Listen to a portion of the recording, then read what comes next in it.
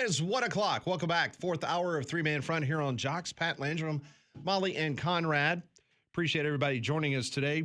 Earlier in the program, Rodney Orr, Rob Pate, Brett Noiseworthy, you just heard from WHBQ Radio in Memphis, where his I Ain't Scared Bold predictions this weekend gave us two. One was Ole Miss taking care of business against a 5-point favorite, the Oklahoma Sooners.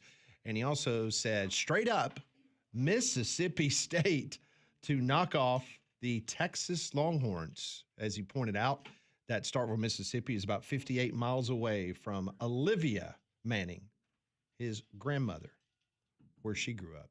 So I got to meet Miss Olivia when I met the Manning family way back when. Very nice lady. Very much so. The Manning family is first class. Yeah, they are. All the way. So that will be a very interesting game worth perusing this weekend. Yeah, and he also took Arkansas over Auburn. He did.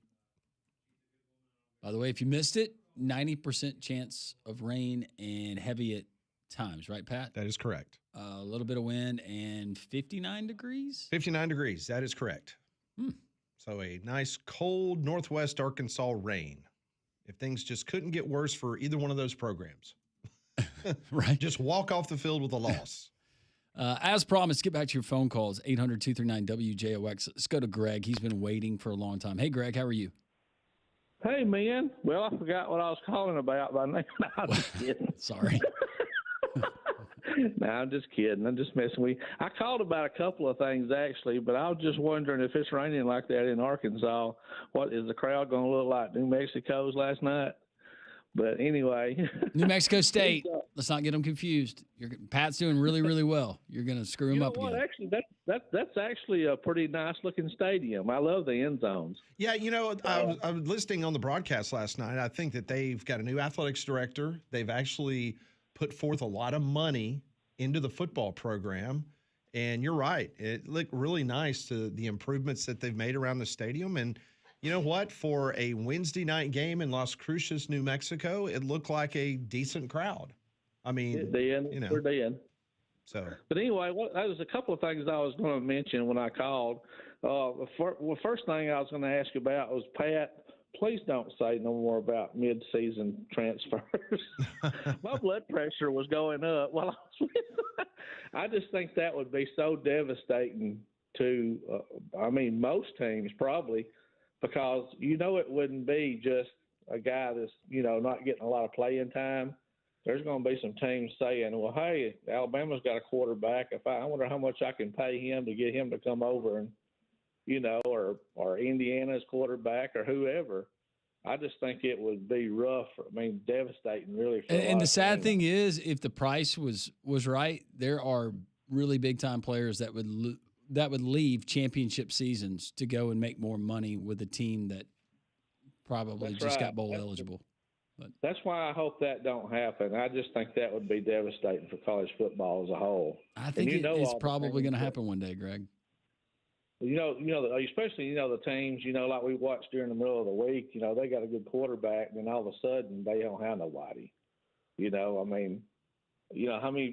just I just think it just does so much. Even the NFL don't really do that. no, they don't.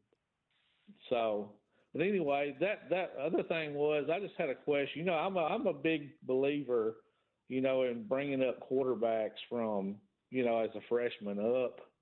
I've talked about that before with you. And most teams have at least 3 or more quarterbacks. So I just wondered, I know, Pat, you like to do a lot of deep diving research. I just wonder how many transfer quarterbacks are being successful to the ones that are going to other teams and are not. I will do a dive on that. That's a great question. I saw something about a month ago as the season first got started, but it obviously didn't have a lot of data points in regards to, numbers to back up their prognosis.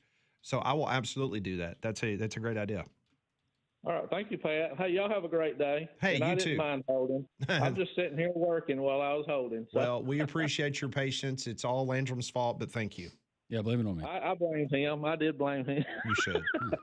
I'm just kidding. Y'all have a good day. Thanks, Greg. Appreciate it. Always great to hear from Greg. Let's go to Miles in Mississippi. Hey, Miles. Good afternoon, all. Hope you're doing well. Hey, Miles. Y'all, I'm going to run something by you, get your thoughts. With Alabama, there are a couple of players I'm concerned about, and let me explain why. I've seen personal fouls cost teams football games numerous times. To me, the most notorious example of it, and you will probably remember this, 1993 Orange Bowl between Nebraska and Florida State. It was a de facto national championship game. And Nebraska got a personal foul on Florida State's last drive that set up a chip shot field goal and set up Florida State's national